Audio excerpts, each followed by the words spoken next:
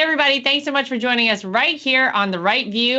We usually call this episode Ladies Tea, but as you'll see tonight, we are joined by a beautiful lady, editor-in-chief of the Post-Millennial and Human Events, Libby Emmons, as well as, unless he's feeling like he might want to change his pronouns today, a man, host of Human Events Daily, Jack Posobiec. Libby and Jack, welcome. How are you going to do me like that, Lara? How are you going to do me like that? I don't know what I'm not gonna say whether or not how you're feeling today. We know that anybody could change their pronouns, their gender, whatever it is, Jack. It's so weird because I don't drink, and then I got into the studio today, and there's a whole case of Bud Light here, and I don't know if one of your producers had come by, and maybe it was like, it's like the mafia, but instead of a horse head in the bed, it's a case. I don't know. It's like a signal. It's like a signal. You take that as you want, okay. however you want to do it.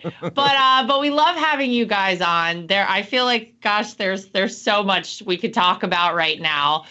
There's a lot currently happening in our country and in the media sphere. But I really feel like something that we have always overlooked as a country, and that I feel like the media tends to overlook often, is the looming threat from China. And whether you think that China is on the verge of invading Taiwan, obviously that's a problem. You have the BRICS nation, of which China is one of them, talking about creating their own currency, thereby sort of eliminating the US dollar as the global currency. You have TikTok, Jack, that, we have our kids here in America doing twerks to TikTok and putting together these videos. Meanwhile, over in China, they're incentivizing their kids to get smarter with TikTok and kind of promoting big accolades via TikTok. We got the Chinese balloon. And the latest is that a Chinese police station, they call it, was just recently shut down in New York City. Now, apparently, these are a front to spy on and harass dissenters in different areas around the United States. They have them in San Francisco, apparently, Houston, Minnesota, and Nebraska. And they're basically trying to keep silent any former Chinese citizens who have become American citizens and are now living here from saying anything negative about the Chinese Communist Party. It is a very frightening time, I think, when you look at the big picture and you look at China and how weak we are as America right now and how much stronger China is getting. What are your thoughts, Jack, on what's going on with China? Are we paying enough attention? So we're not. We're absolutely not. But I appreciate you highlighting this fact because it's one of the most important things out there. I felt so strongly about this issue that in 2007, I actually moved to Shanghai even before I was done college, but did my last semester there, then stayed in Shanghai, living and working in the city, entry-level job, Chamber of Commerce kind of thing, intern level basically, but learning Mandarin. Ended up staying in Shanghai for 2 years, traveling all throughout the entire country of China. So I speak and read Mandarin, and I learned in many ways. I had a lot of dealings with the Chinese Communist Party. You can't be in China at any level and not have dealings with the Chinese Communist Party. I had I wouldn't say I met, but a run-in with Xi Jinping at at sort of a planning conference once when he was still the party secretary of Shanghai, which was his position before he rose to the Politburo, before he became the overall leader, the chairman of the party as he is now. Looks like he'll be chairman for life, more than likely, because of his strength there. And I came home from China, and we talked about this the last time I was on, and then joined the U.S. Navy and became a U.S. Navy intel officer, as well as a collateral duty of being a Chinese Mandarin linguist. And so I've been focused like a laser on China for many, many years. And I think that the United States doesn't realize, by and large, with the exception, I would say, honestly, of Donald Trump and the people around his campaign, because if you remember, he was attacked, he was mocked in many cases all the way back 8 years ago when he first started ringing the bell, talking about China and what they were doing, how they were essentially, how we were gutting our manufacturing base, how we were outsourcing jobs overseas to China. We were putting all our chips in over there because we thought that we had this deal whereby we would make so much money. We'd make so much money by having all the work done with the slave labor of China and just using Western capital and Western IP to fund everything. And the idea was that we would get all the profits. So you see this with Apple, of course, Foxconn, where they have the suicide nets outside the facilities, that everything would always be copacetic, and we would always be the senior partner, and they would always be the junior partner. And this is a system that we call globalism.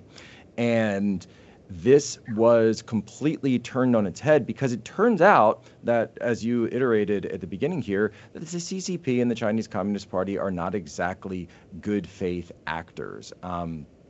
There's a take out there on it. Michael Anton says that it's almost like if you have a mafia in your town and you think that the best way to deal with the mafia is by giving them a seat on the town council with everybody else. Well, what are they going to do? They're going to corrupt and intimidate and coerce the town council until they have control of that as well. They are not going to change the way they are. This is the nature of the Chinese Communist Party.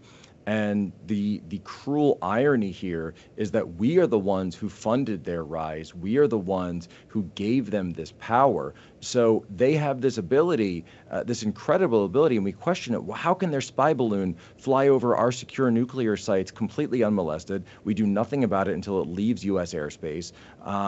They have these overseas offices where what they're doing is, so Xi Jinping, when they talk about Chinese dissidents or CCP dissidents, you have to understand that's not just pro-democracy activists like we would think maybe for Hong Kong. That's also people who had been part of Xi Jinping's regime, but then used one of, say, the U.S. visa schemes for high-dollar investors called EB-5 that gives you essentially a green card and then a path to citizenship for you and your family. This is done to attract Chinese investors. This is done in Washington, D.C. with projects like the Navy Yard, projects like the Wharf, the revitalization there. These are done through these federal EB-5 programs.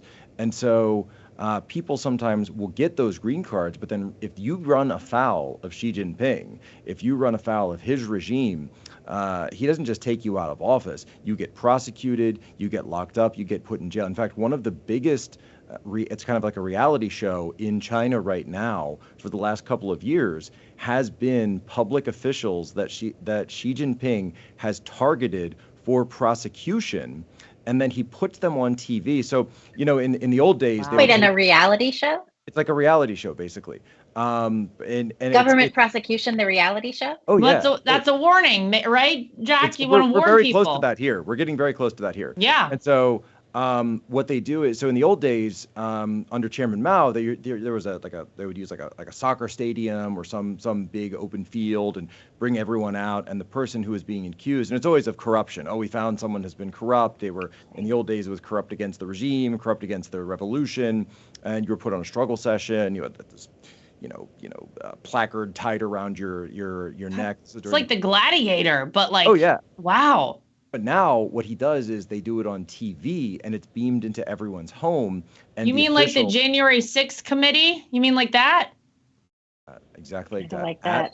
At prime time, and it's beamed into your home, and the person who was convicted then has to confess, and they have to do the self-incrimination. In fact, this was done just a few years ago when, so China is a member of Interpol, and China had Meng Hongwei was the president of Interpol's president is on a rotation basis. So the president of Interpol ended up being basically crossing Xi Jinping, and the CCP sent agents out to France, where he was at the time, had him secretly arrested. The president of Interpol secretly arrested, extradited completely illegally, extradited him back from France to China without reaching out to the French authorities, without reaching out to Interpol or any of the the nuances that you would go through when you were, even if it was a regular warrant that you were going through. They just went and did it. So they took him back to China. He comes up, he admits his guilt. They give him 13 and a half years in jail. His wife, they left her in France. The last text message he ever sent her was a picture of a dagger, like the emoji of a dagger, meaning that he was in danger.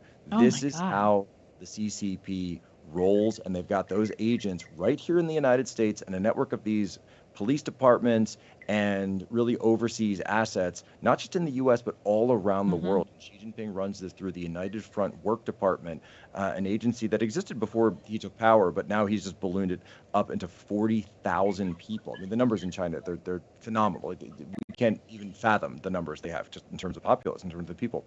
And so they're dedicating entire government agencies just to policing these people all around the world. And because our government has become so subverted and so weak by this Chinese money and the influence of the CCP, that we turn the other way. Well, Libby, it is really terrifying. And Jack, thank you for breaking it down. I mean, no one better to talk about China, I think, than you. As you said, you lived there. This was your life for a long time. You really understand it. And I think what we have all kind of seen, or anyone who's paid attention has seen, is that China is playing 4D chess and we are playing like a sad game of like high school checkers here in America is essentially what's going on. You look at things like, there's no doubt that China, by the way, is very happy. Anytime we have woke ideology pushed in America, they love it. It makes us weaker. It makes us look stupid. It takes all of our energy and all the focus off of them and off of anything they're doing and puts it here in America on, whether it's transgender stuff, whether it's race. There's no doubt they love to see whenever we have any sort of an issue here in America on that front. They even go so far as to, like, China will buy a trucking company, but then they will advocate for all of the like green emission standards surrounding, trucking to go up here in America. Why? Because it makes the products they're making in China even cheaper and everything we make here in America even more expensive. So people, I don't think, are aware of what is going on and that this is happening on a daily basis. It's been happening for years. As Jack said, thank God Donald Trump finally started talking about it because no one was paying attention at all to China. I am just worried that we are taking our eye off the prize in some respects, because what's happening in the White House, what's happening with the Biden family. We know that they have had a very cozy relationship with China. We know that money has changed hands between the Chinese, for sure, and the Biden family. I'm afraid that we're going to wake up one day very soon and China will be the new superpower of the world and the leaders of the world. And I don't think you come back from that. Well, no, that's exactly what's going to happen. Yeah, I mean, I think that that's exactly what's going to happen. If you look at their footprint in Africa, if you look also at the diplomats from China that have been making inroads in Central and South America, which I think is absolutely particularly terrifying. And if you look at their efforts to subvert the US petrodollar and replace it with the yuan, we even see some of our allies like France trading in currency, trading, in yuan for fossil fuels and for energy. You see China and Saudi Arabia, I think, getting together. And also these secret police stations, they're in Toronto, they're all over Western Europe. And then you see the Biden administration very particularly walking a very soft line, looking to appease China and not really paying any attention to the impact that their rise is having on our power globally. Yeah, sorry, Jack, you were going to say something else. Well, to your point with the rise of BRICS, and I think this is so important because not only is Brazil, so President Lula, who was installed essentially by the Supreme Court, this very pro-China communist Supreme Court of Brazil, flew to Shanghai and then gave a speech right outside of the Shanghai Development Bank, and I know exactly where that is, by the way, which is essentially the BRICS Bank, where he said it is time for an end of U.S. dollar dominance, an end to King dollar. And this is specifically, when I lived in China, this was something that I heard people say all the time, because when I lived there, the exchange rate was 8-1, so 8 Chinese yuan to 1 U.S. dollar. And they would say to me, we want to live in a world where that is the opposite. Mm-hmm. And I want to be clear, it wasn't out of a sense of hatred for the United States. It was almost out of a sense of, we will do this because we are China first, and we want China to be the #1 country in the world. that they just viewed it as their strategic goal and their strategic right to be able to do that. The name China in Chinese is Zhongguo, which actually means the central kingdom. So it's very part and parcel to their worldview. And if you look at Asian history for thousands of years, that was the case. China was, the center, and everyone paid them vassalage, and everyone paid paid money for the privilege of operating or running as an independent nation. And so the idea, I think, that of our foreign policy to push China and Russia together in a new Eastern bloc completely against us, and then to further push Brazil and India, who should be allies with the United States, that we've worked with for many years, or at least partners with, to also push them into this bloc, as well as Saudi Arabia, Iran. It's going to be seen as one of the most foolish blunders in all of U.S. history. And the fact of the matter is, and I'm just going to say it, that if we keep demonizing them on a military scale and keep escalating things on a military scale, this is the synthesis, you could say, the precursor to a third world war. We're already in a hot war vis-a-vis Ukraine with Russia. We're in this proxy war. I mean, no one's even acting like the U.S. isn't involved. We used to try to hide the fact that we were in proxy wars like Afghanistan or Vietnam at certain points, but now we're just kind of open about it. If we open a new front on this with Taiwan, or if a new front breaks open, now all of a sudden the United States is forced to face a two-front world war. This is the same situation the Germans found them in, facing a two-front world war. And what's even worse from an economic scale, when you realize the diminishment of the United States, one of the biggest foreign policy failures that I've seen, and I would just put all of U.S. foreign policy on this, that Mexico has now put forward their interest in joining BRICS. No, I don't believe the United States should be the world's police or a global empire or anything like this. I don't think that's right. I think I am an America first guy. But that being said, America should care very much about the countries that are in our backyard. Mexico's 100%. In our backyard. Canada's in our backyard. South America's right there. The Caribbean's right there. This is our sphere of influence. These are the countries that, it's okay, we used to have NAFTA. That was renegotiated under Ambassador Lighthizer to the USMCA. That's a great deal. So now one of our USMCA partners is going to join in an economic bloc with our biggest competitors. How do you not look at this as a massive failure? And they don't even talk about it. They don't, but that's the point. Silly. They don't even get it. They don't, no one talks about it. Where is the White House on this? Where's the Biden administration on this? This is their job.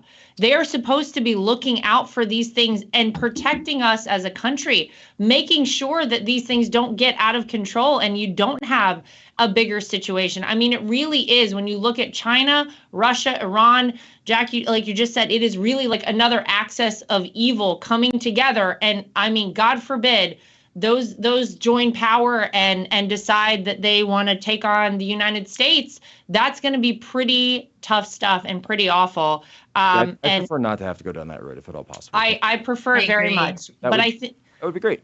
I think it's why we need a very swift change of pace here. We need a different leader in the White House, and I use the term leader very loosely, obviously, as it relates to who is in there right now. And so this will be no big surprise to anyone. But remember the Hunter Biden laptop story. You have now the evidence. I mean, we all knew for so long that this thing was real, but apparently Secretary of State Blinken was the impetus of the public statement that was put out to the country and was told to everyone in America that this was Russian disinformation. Of course, we all remember during the 2020 campaign. We remember that you had a lot of officials who signed off on this. Obama CIA Director John Brennan, Obama DNI Director James Clapper, Defense Secretary Leon Panetta among them. Libby, this is very interesting because whenever you take a step back and look at it, it's pretty clear the Biden campaign obviously had a hand in this intel letter. They obviously had the goal of interfering in the 2020 election. What do you make of all of this? Because it looks pretty bad for a whole lot of people who probably should have known better. It does look pretty bad, and they should have known better. But they're not going to face any penalties. It's not going to stay in the news cycle, and no one's going to pay attention. Repeatedly, we see both with the situation where it was the campaign pushing this out, and then later we saw Jen Psaki go out there saying, oh, the laptop is Russian disinfo, and all these guys said it. And she probably knew, that there was some sort of collusion going on. But repeatedly with the Biden administration, we see that the things that they are putting forth are actually, as problems, are actually generated by them, right? We see that Merrick Garland was the one, it was the DOJ that contacted the School Boards Association to have the School Boards Association send a letter to the DOJ so the DOJ could try and stick the FBI on parents. We see this kind of thing happening repeatedly, and the mainstream media just gives them a complete pass. We don't see any accountability whatsoever. And I don't think we're going to see it now. Yeah, Jack, I got to tell you, if you look at the voters, people who actually voted for Joe Biden, 1 in 6 of them says that had they known that laptop was real, that they would not have voted for Joe Biden. I don't know how else to look at this other than, election interference. And people like to give my father-in-law a hard time for continuing to go back to the 2020 election. But the truth is, if people don't have trust that our system is working properly and that they can trust our elections, and you don't have things like this happening, then, what are we doing here in America? This is crazy. But Libby's right. Are we ever going to hear anything else about this? Is anything going to happen because of this? And could you imagine if the roles were reversed and this was the Trump campaign that had done something like this? Well, I think there is something that can happen, and I think there is a chance that Americans will have to make their voices heard about that, and that's going to come in November 2024 when Americans are given a chance to actually decide whether they want to still live under a government or that acts in such a way that will lie to you about elections, that'll lie to you about October surprises, lie to you about these dealings with Ukraine, with Russia, with China, that were all on Hunter Biden's laptop. Every single one of them. I had the documents in October. We were going through the thing every single day on the podcast. We had I still have it. I have the laptop. It's like sitting here somewhere, actually. Right off the side, I had it out recently because I threw it down on stage. I was arguing with this liberal the other day at an event. And I was like, I've got the laptop right here. It was this totally cool movement. Wait, what's the argument that the liberal makes about it? And so, they'll say, their arguments will be that, this was hashed out. It's not that big of a deal. The FBI came in and got involved. Twitter's a private company. They can do what they want in terms of censorship.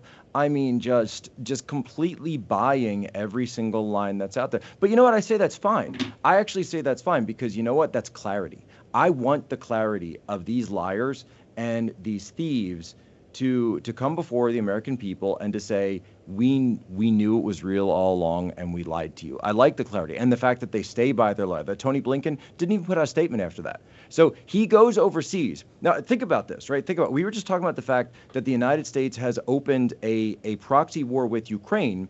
I should say in Ukraine with Russia. So Tony Blinken is our number one diplomat for the United States. Sergei Lavrov is the Minister of Foreign Affairs for Russia. So what happens the next time that Tony Blinken sits down with Lavrov or picks up the phone and calls him, and they're having a call about the future of the war, the future of the world, the two nations with the most nuclear weapons on the entire face of the planet, and he knows, Sergei Lavrov, that Blinken was involved in lying about him in order to swing an election. So people think about the credibility of our elections, and that's one thing, but also think about how bad this is for the United States on the national stage to know that our top diplomat, who's actually a clerk, I don't even think that guy's in charge of anything. He couldn't find his way out of a paper bag, but that Tony Blinken is the kind of guy who was involved in a lie, because we knew Jake Sullivan who's the national security advisor. Now it turns out they were all involved. They were all involved. So why would the Russians ever want to deal with somebody like this? Again, this is something they didn't think about because they're clueless. They have no idea what they're doing. We were told the adults were in the room, but unfortunately, they're the ones who have blundered us into a war. They're the ones who have apparently kicked off the civil war in Sudan that's going on right now. After Victoria Nuland visited there a year ago, talking about, the need for democracy, and suddenly that coup breaks out and got one side of the military fighting the other side of the military, which we back.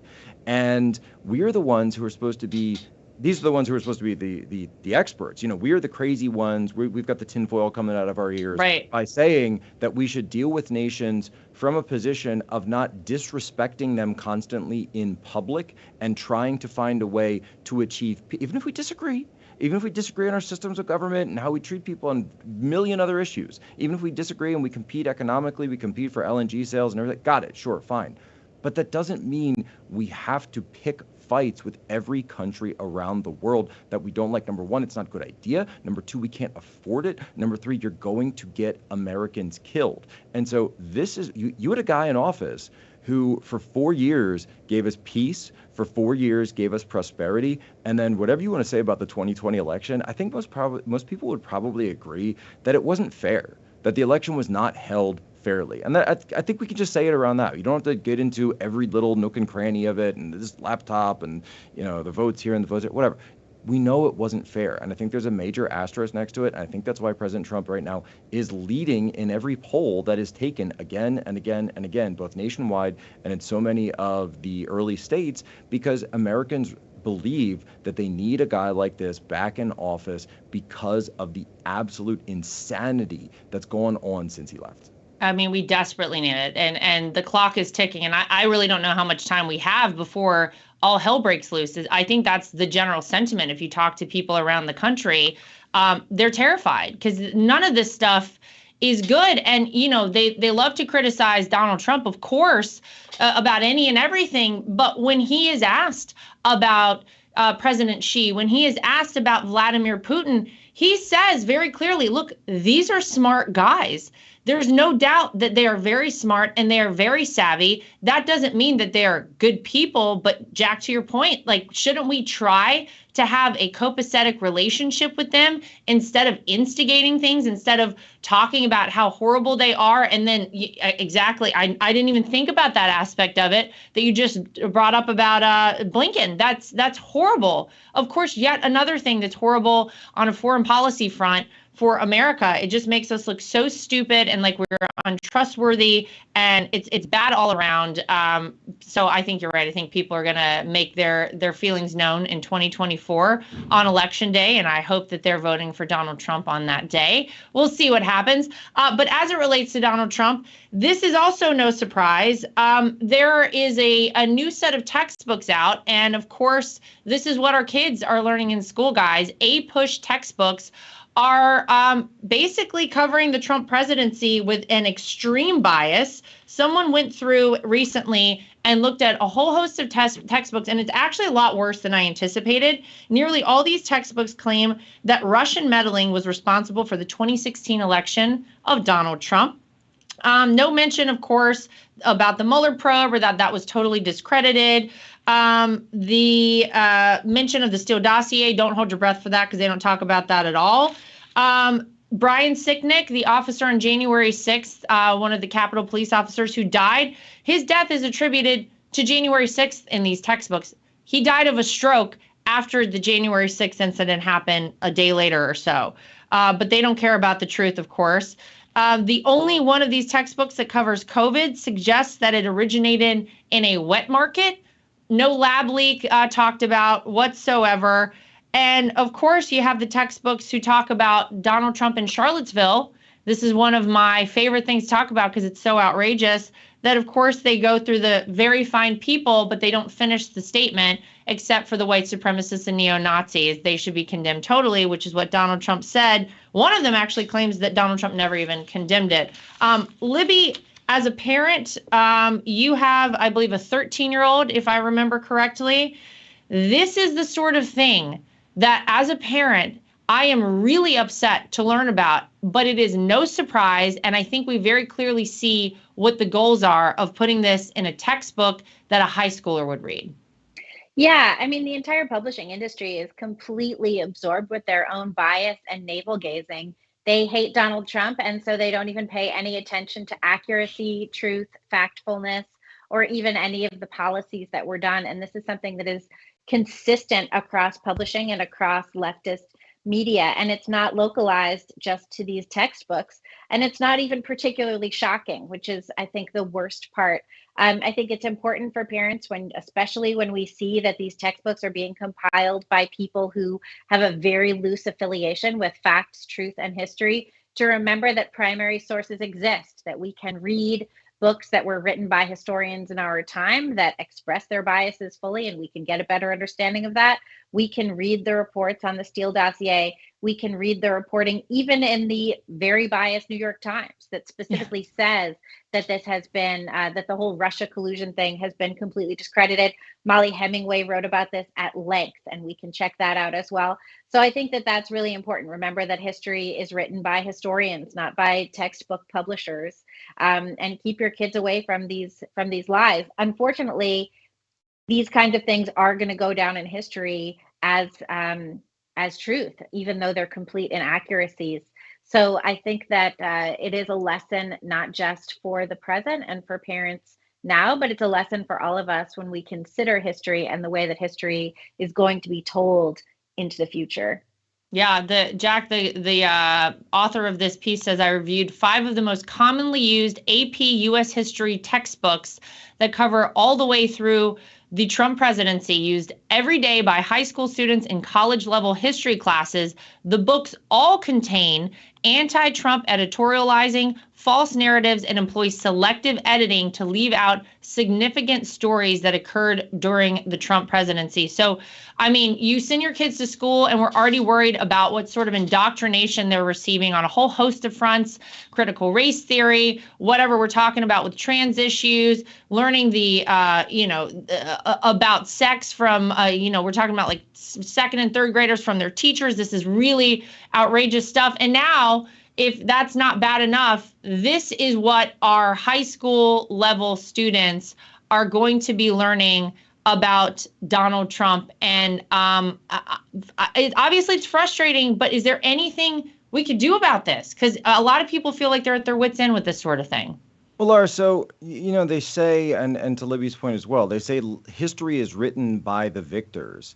And so what I would say to conservative leaders is you need to learn how to win. And that doesn't just mean winning elections. That means winning the culture. And that means going to the places where culture is created. Textbooks are obviously one of them. Go look at any textbook that's even right. So they've done this in the past, right? So go look at any textbook right now that's written about the 1960s. They'll say, oh, it was the civil rights era. It was this amazing time. And we were fighting against bigotry. And it was all copacetic. And it was wonderful. And then things were so good. The 1960s were extremely violent. There were riots in every single major city, just like in 2020, only in the 1960s, it was like every single year of the 1960s. There were assassinations of major political leaders like JFK and RFK, obviously like Martin Luther King was assassinated. So this was happening all across that entire decade, that people were being shot, violence was going off in cities, there were riots going on inside the inner cities in many, many cases, and yet you go and look and read any of these, it was Woodstock and the Civil Rights Bill and, JFK, that was this crazy guy in a book spot, and they just eliminate all of the true context that's there, and you can go find it, but you have to sort of piece it together from different articles and different books, and actually pulling up like microfiche recreations or digitized microfiche of old newspapers and things like this. And so I guess what I would say to conservatives is it's not going to be up to anybody else. It's literally up to us, because nobody is coming to save you. Okay, nobody is going to sit there and say, oh, don't worry, we're going to make it all better, we're going to fix it. No, this starts at the school board. This is why going and running for school board and being on the school board is so incredibly important. Just like we saw in Loudoun County, Virginia, which eventually swung that race for Youngkin and for Republicans there. But it speaks to something bigger than that, where we need to understand. And look, my kids aren't going to go to public school. All right, I will do anything I can to make sure that we haven't quite decided yet, but it's either going to be some form of a religious school, a Christian school, or homeschool, which would also be Christian. And so the idea, though, for us, though, is that we're going to be living in a society with people who have been indoctrinated with these lies about our country. For example, do you know why they always say, oh, we have to defend our democracy, we have to defend our democracy, we have to defend our democracy? You know how they always say that? Well, that's because we've had a generation, probably 2 generations at this point, of people who have gone through public schools and just being told that we live in a democracy, that we are not a constitutional republic. Thank you. No explanation. Exactly. this. And so when they say, we live in a democracy, we have to defend our democracy, and that's what the Jan 6 committee is about, and that's what censoring the internet is about, and that's why Nina Yankovic was trying to set up a disinformation governance board at the Department of Homeland Security, a national law enforcement agency, until I got it fired last year. Great work. Thank you. The reason they say this is defending democracy is because you have two generations of kids who are now in positions of power, or at least positions of voting ability, where that's what they've been told. They've been told we live in a democracy, and the Constitution is just sort of like, some window dressing that we, it's interesting because we'll pay lip service to it when they think it's useful for them. So when they want to defend something that they're doing, when they're smashing windows, when they're attacking police officers, when they're shooting people in the street, they'll say, well, that's the First Amendment. They'll say that's our right to the First Amendment. But then they censor the internet and they say, well, you can't use the First Amendment because the First Amendment only applies to government. And then when you say, well, what about the Second Amendment? Shouldn't that right not be infringed either? They say, oh, no. For the Second Amendment, you see, times have changed. For the Second Amendment, times have changed, but the First Amendment, when it applies to them committing actual violence, is perfectly fine, even though that's because they say it's expression, which just has nothing to do with political speech. But then they'll say that your speech is violence, but that their violence is speech. It's amazing. It's amazing. It's amazing to see.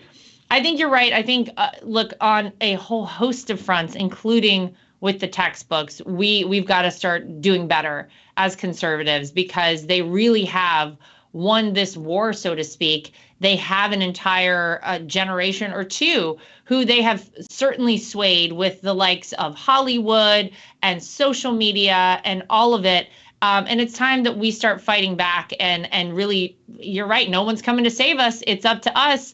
And guys, I had like 50 other things I wanted to talk about with you guys today, but we really had a lot to download there with China, with the laptop shenanigans and everything else. So I want to say, Libby and Jack, thank you for joining us here on The Right View. We appreciate it very much. Welcome to Ladies Tea. Jack, we loved having you here for it. To everybody at home, as always, make sure you like, share, follow, and we'll see you back here next time for more of The Right View.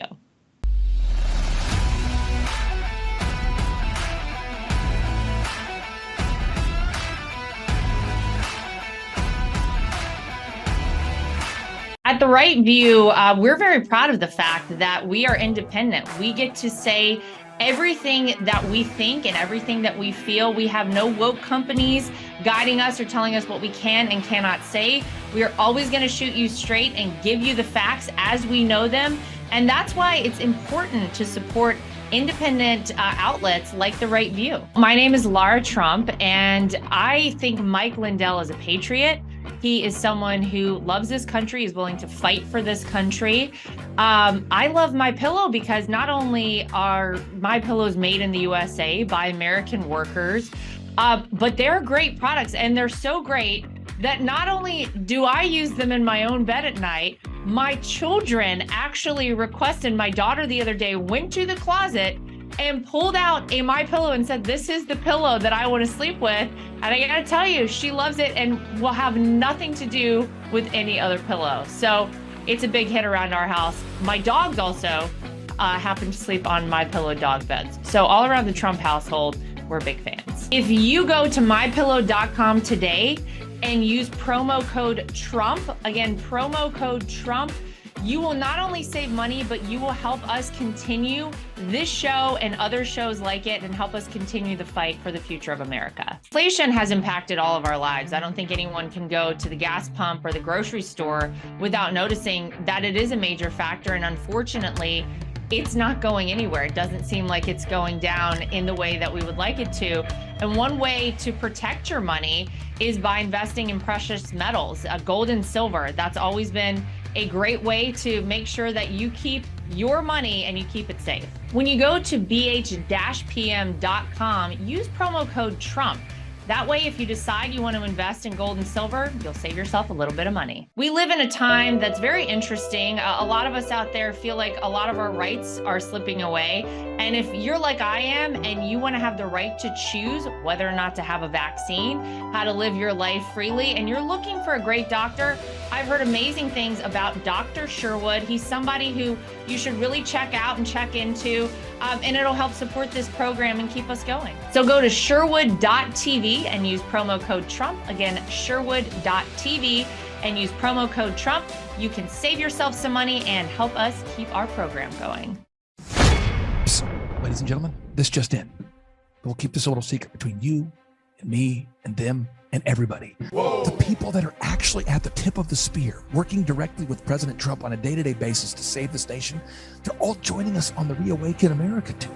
We have President Donald J. Trump's Chief of Staff, Kash Patel. We've got Peter Navarro's joined us on the tour. We have General Michael Flynn. We have Eric Trump. The people actually working at the tip of the spear with President Donald J. Trump to save America are joining us on the Reawaken America tour. Whoa. If word of this gets out, if the truth about election fraud, medical fraud, religious fraud, monetary fraud, and mainstream media gets out, it may just save the nation. The Reawaken tour is coming to our place, hallelujah. It's gonna be lit. It's gonna be lit. Yeah, it's gonna be lit. Wide slam open. And now, ladies and gentlemen, on May 12th and 13th, the Reawaken America Tour is coming to Miami, Florida, and to the beautiful Trump Doral Resort and Golf Course. Once again, ladies and gentlemen, the Reawaken America Tour is coming to Miami, Florida on May 12th and 13th. Get your sunscreen ready because General Flynn, Mike Lindell, Amanda Grace, Julie Green, Pastor Dave Scarlett, Dr. Judy Mikovits, Kash Patel, and Team America are taking the Reawaken America Tour to Trump Doral on May 12th and 13th. And then we're taking the God-fearing, revival-starting Reawaken America Tour into Sin City. Yes, ladies and gentlemen, we are taking the God-fearing Reawaken America Tour to Las Vegas, Nevada on August 25th and 26th. General Flynn and Team America will be taking the Reawaken America Tour to Las Vegas, Nevada. And the Patriots will be staying together at Trump International Hotel, Las Vegas, located at 2000 Fashion Show Drive, Las Vegas, Nevada, with zip code 89109 if you want to send them a letter. And yes, Alex Jones will be live and in person at the Reawaken America Tour, Las Vegas, Nevada. Once again, ladies and gentlemen, put it on your calendar. Get those tickets right now. August 25th and 26th. Eric Trump, Dr. Peter McCullough, Mel K, Dr. Stella Emanuel, Owen Schroyer, Alex Jones, Seth Holhouse, Pastor Mark Burns, Pastor Leon Benjamin. We're all taking the Reawaken America Tour to Las Vegas, Nevada, ladies and gentlemen. Las Vegas, Nevada. And that's going to be August 25th and 26th. Thus far on the Reawaken America Tour, we've featured Dr. Dave Martin, the late great Dr. Vladimir Zelenko, Charlie Kirk, Donna Clement Petruska, Sean Foyt, Karen Kingston, Chad Prather, Robert F. Kennedy Jr., Dr. Alan Keyes, Mickey Willis, Roger Stone, Dr. Richard Bartlett, and hundreds of patriotic speakers that you know, including Del Bigtree, Thomas Renz, Sidney Powell, Jim Caviezel, Donald J. Trump Jr., Peter Navarro, Klaus Schwab, Yuval Noah Harari, Bill Gates, and the godless globalists have their annual meeting called the World Economic Forum at Davos. But we that reject the Great Reset have the Reawaken America Tour coming to Miami, Florida, and coming to Las Vegas, Nevada. Get those tickets at time2freeamerica.com. That's time2freeamerica.com. We have scholarship pricing to make these events affordable for everybody. Every Reawaken America Tour event has sold out, so request those tickets today at time2freeamerica.com. That's time2freeamerica.com. Or for faster service, you can send me a personal text to 918-851-0102. That's 918-851-0102. And to be bilingually sensitive, that's 918-851-0102. We hold these truths to be self-evident. All men and women created by go. You know the thing. We will shut you down. We will cite you, and if we need to, we will arrest you, and we will take you to jail. Period. I wasn't thinking of the Bill of Rights when we did this. But no amendment to the Constitution is absolute. God actually spoke to me. He spoke about sacredness. He said to me, Kim, what I place in many, many people is sacred. And if anybody touches what is sacred to me, then it is the end for them. So what I've done in the United States of America is sacred. And there are people on every side that are trying to destroy what I deem sacred. And it's not going to happen. This is the definition of criminal conspiracy, racketeering, and collusion. This is not a theory. This is evidence.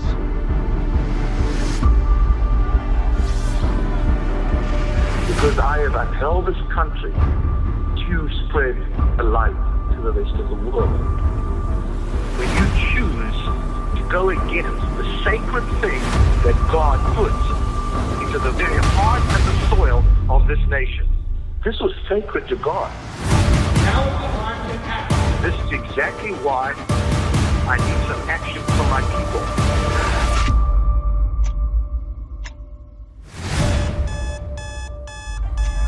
Hello, everybody. It's an honor to be with you.